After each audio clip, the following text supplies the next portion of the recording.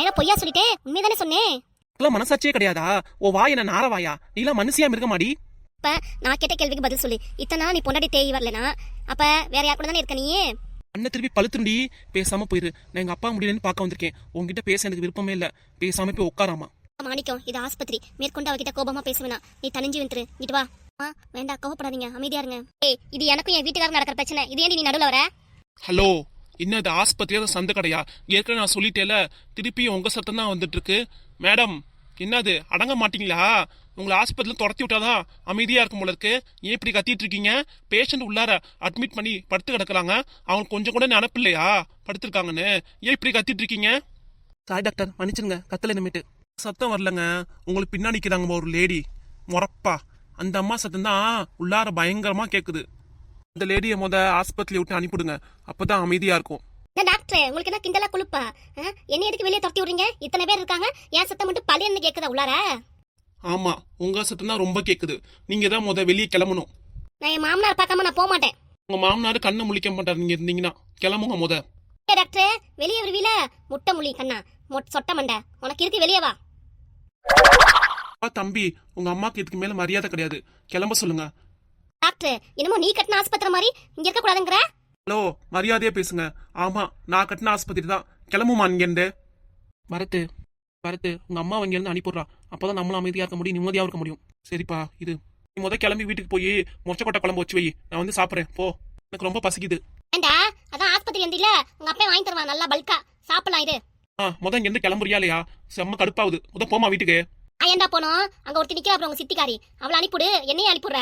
சித்தி கூட அமைதியா தான் இருக்காங்க. நீ தான் ஓவரா வாய் பேசுற. நீ கிளம்பு. கிளம்புறேன். வீட்டுக்கு வருவீல? உனக்கு இருக்கடா மகனே, வா. நீ வீட்டுக்கு வருவீல, அப்ப இருக்கடா உனக்கு. நான் கிளம்புறேன், போ. வரும்போது உங்க அப்பனை கூட்டிட்டு வந்துடாத, நீ மட்டும் வா வீட்டுக்கு. அதெல்லாம் அப்பா வராது, நான் மட்டும் தான் வருவேன். போ. ஐ டாக்டர், மன்னிச்சிருங்க. அம்மா கோபத்துல ரொம்ப பேசிடுச்சு, அதுக்காக நான் மன்னிப்பு கேட்டுக்கிறேன். பரவாயில்ல தம்பி. உங்க வீட்டுக்காருக்கு ஆபரேஷன் நல்லபடியா முடிஞ்சிருச்சா? நல்லா இருக்காரா? நாங்க போய் பார்க்கலாமா? ஆபரேஷன் நல்லபடியா சக்சஸ்ஃபுல்லா முடிஞ்சிருச்சுமா. நீங்க போய் பார்க்கலாம். Thank you doctor. மணிக்கும், போய் உங்க அப்பா போய் பார்த்துட்டு வாடா.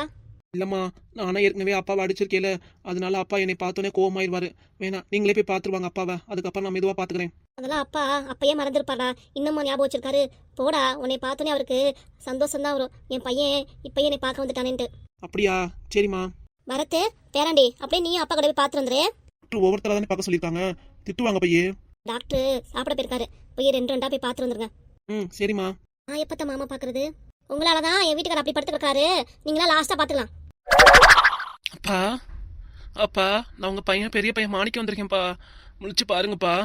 தாத்தா, தாத்தா, தாத்தா முழிச்சிட்டாருப்பா. பா, இப்ப எப்படி பார்க்க உங்களோட உடம்பு? பரவாயில்லையா? பரவாயில்ல, நல்லா இருக்கு. யாரு? மாணிக்கமா? என்னப்பா, இவனால எங்க போயிருந்த நீ? என் ஃப்ரெண்டு கூட தான்ப்பா இருக்கேன். ஏண்டா, ஒரு வார்த்தை சொல்லிட்டு போயிருக்க கூடாது? வேற பிள்ளை எவ்வளவு தவிச்சு போச்சு. சாரிப்பா. தாத்தா, இப்படி ஆயிடுச்சு உங்களுக்கு. கேட்டோன்னே மனசு ரொம்ப பதப்பதப்பாயிடுச்சு தாத்தா. இப்போ உங்களுக்கு சரியாயிடுச்சுல தாத்தா. அதனால நல்லபடியா சீக்கிரம் சரியாகி வீட்டுக்கு வந்துடுவீங்க, கவலைப்படாதீங்க. சரிடா பேராண்டி. எங்க பாட்டியை காணா, அக்காங்களா காணா, சித்தப்பா காணா, எங்க போயிட்டாங்க எல்லாரும்? எல்லாம் வெளியே உட்காந்துருக்காங்க தாத்தா. எல்லாம் ஒவ்வொருத்தரா பார்க்க சொன்னாங்க. அதான் அப்போட நானும் வந்துட்டேன். இருங்க, போய் பாட்டியை வர சொல்றேன். சரி. லட்சுமி, நல்லா இருக்கியா? அதான் உங்ககிட்ட கேட்கணும், நீங்க கேட்குறீங்களேங்க. உங்களுக்கு நல்லபடியா ஆப்ரேஷன் முடிஞ்சிருச்சுங்கிறாங்க. கடவுளுக்கு தான் நன்றி சொல்லணும். அப்பா, இப்படி பாருக்கீங்க, உடம்பு பரவாயில்லைங்களா? பரவாயில்லம்மா. உங்க நல்ல மனசுக்கு நீங்க நல்லபடியா சரியாகி வந்துருவீங்க மாமா. சரி. அமலாம்மா, நல்லா இருக்கியாம்மா? எங்க மாப்பிள்ளைலாம் வரல? கடையில தான் முக்கியமான வேலையாம்ப்பா, அதை முடிச்சிட்டு வரேனாரு. சரிம்மா. எங்க கதிர ஆளுக்கானா? கதிர் கீழே பணம் கட்ட போயிருக்காங்க. செலவு எவ்வளவு ஆச்சு லட்சுமி? தெரியலங்க, வீட்டுக்கு போய் பார்த்தா தான் தெரியும். ஆமா, எங்க உன் கழுத்துல இந்த அட்டைக்கு காணா? எங்க கழட்டி வச்சிட்டியா? உங்களுக்கு சரியானதுக்கு அப்புறம் பேசிக்கலாங்க. இதெல்லாம் சந்த கடை ஹாஸ்பிட்டலா? நான் தான் சொல்லியிருக்கேல, ஒவ்வொருத்தரா வந்து பார்க்கணுன்ட்டு. கொஞ்சமாவது புரிஞ்சுக்க மாட்டீங்களா? 3 பேர் கண்ணிலே அவ்வளோ தண்ணி கொட்டுது. இப்போதான் ஆப்ரேஷன் முடிஞ்சு நல்லபடியாக படுத்து கிடக்குறாரு. அதுங்காட்டி அடுத்த இன்ஃபெக்ஷன் வருமா? போங்கம்மா, சொன்ன கேட்க மாட்டீங்க. உணர்ச்சி வசப்பட்டு அழுக ஆரம்பிச்சிட்டு டாக்டர். உணர்ச்சி வசப்பட்டு அழுகிறதெல்லாம் வெளியே தான்மா. உள்ளுக்குள்ளார பேஷண்ட்டை பார்க்கும்போது நார்மலா பேசிட்டு போகணும். சரியா? புரிஞ்சுக்கோங்க. ஒவ்வொருத்தரா வந்து பார்த்துட்டு போங்கம்மா, இல்லைன்னா அவ்வளோதான், யாரையும் பார்க்கணும் பண்ணிடுவேன். சரிங்க டாக்டர். சொல்றதை கேளுங்கம்மா, நான் சொல்லி இவ்வளவு பேர் நிக்கிறீங்களே. போங்க, ஒவ்வொருத்தரா வந்து பாருங்க. சரி லட்சுமி, நீ நல்லா சாப்பிட்டு உடம்பு பாத்துக்கோ. ஆள் ரொம்ப இழைச்சிட்டியே. இப்படிங்க எனக்கு சாப்பாடு இறங்கும், இப்படி ஆயிடுச்சுன்னு சொன்னோன்னே. சொல்லுங்க. இதான் நினச்சி வருத்தப்பட்டு இருக்காத. போய் கதிரை வர சொல்லு, கதிரை பார்க்கணும். இதான் வர சொல்றேன். உங்களுக்கு உடம்பு பரவாயில்லையாப்பா? ஆஸ்பத்திரி செலவு எவ்வளோ ஆச்சு? நீயும் எப்படிதான் சமாளிச்ச எல்லாத்தையும்?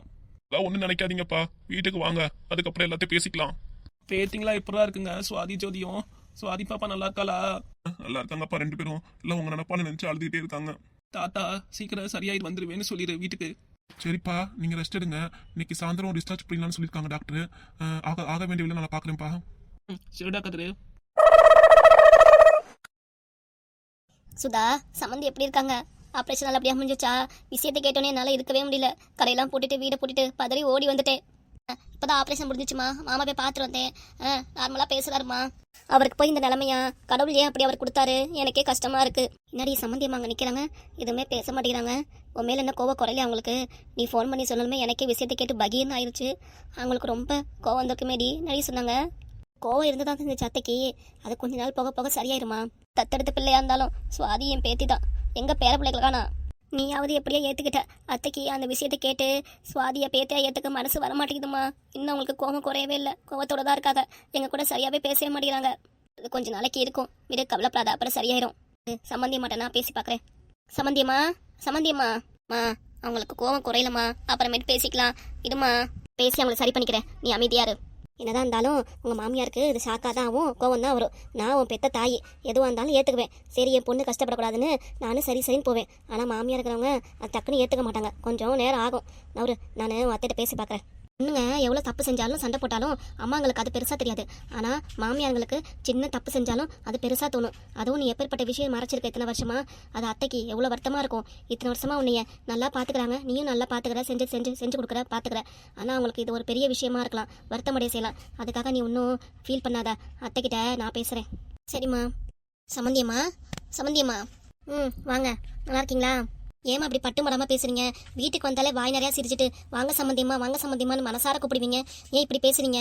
அவன் பொண்ணுங்களும் பேத்திங்களும் பண்ற காரியம் அப்படி ஆயிடுச்சு. அதனால என் வீட்டுக்காரர் உள்ளார படுத்து கிடக்குறாரு. அதை நினைச்சு எனக்கு வருத்தம் இருக்காதா? இத்தனை வருஷம் உங்ககிட்ட தெரியாம மறைச்சது பெரிய தப்பு தான். அதை நீங்க மன்னிச்சு விட்டுருங்க சம்மந்தியம்மா, பெரிய விஷயமா பார்க்காதீங்க. அதாவது சம்மந்தியம்மா, இதுல மாப்பிளைக்கு உங்க பையனுக்கு தானே சம்மந்தம் இருந்து பாப்பாவை தத்தெடுத்திருக்காங்க. ஏன் நீங்க சுதா மேல மட்டும் கோவப்படுறீங்க? கோவம் எல்லார் மேலேயும் தான், உங்க பொண்ணு மேல மட்டும் கிடையாது. சரி சம்மந்தியம்மா, இப்போ நான் எதுவும் சொல்ல வரல. நீங்களும் ரொம்ப வருத்தத்தில் இருப்பீங்க, அண்ணன் இப்படி இருக்காருன்னு. அண்ணனும் சீக்கிரம் சரியாயிருவாரு, வருத்தப்படாதீங்க. அமலா எங்க? அமலா நல்லா இருக்காளா? அமலா இப்போ தான் அவங்க அப்பா பார்த்துட்டு அவங்க பிள்ளைங்களை பார்த்துட்டு வரேன்னு வீட்டுக்கு போயிருக்கா. நானும் சம்மந்தியை பார்த்துட்டு வீட்டுக்கு கிளம்புறேம்மா. நீங்கள் ஏன் வீட்டுக்கு போறீங்க? ஏன் இங்கே இருங்க. கடை வேற பூட்டி வச்சாப்புல அப்படியே வந்துட்டேன். போய் பொழப்ப பார்க்கணும்ல. நீங்கள் ஊருக்கு பொண்ணு அவசியம் கிடையாது, உங்கள் பொண்ணு கூடவே எப்போவுமே இருங்க. நானும் என் புருஷனும் தனியாக இருப்போம். நீங்கள் எல்லாமே தனியாக வந்து உழ வச்சுக்கோங்க, நாங்கள் தனியாக உழ வச்சு சாப்பிட்டுக்கிறோம். யாருக்கும் எந்த தொந்தரவும் வேண்டாம். அதான் டிஸ்சார்ஜ் பண்ணிடலாம்னு சொல்லியிருக்காங்க. பக்கத்தில் மச்சி வீடு இருக்குது, நானும் என் வீட்டுக்காரும் அங்கே போய் நின்று எதாவது கஞ்சியே கூட நாங்கள் எதாவது குடிச்சிக்கிறோம். எங்களுக்கு யாரும் வேண்டாங்க. அது மாதிரி நீங்களும் உங்கள் பேத்திகளோட சந்தோஷமா இருக்க. என்னத்த எப்படி பேசி என் தலையில் குண்டை தூக்கி போறீங்க? அம்மா, இனிமேல் நாங்களும் யாருக்கும் தொந்தரவா இருக்க போறதில்ல. ஏன் சம்மந்தியம்மா அப்படிலாம் பேசுறீங்க?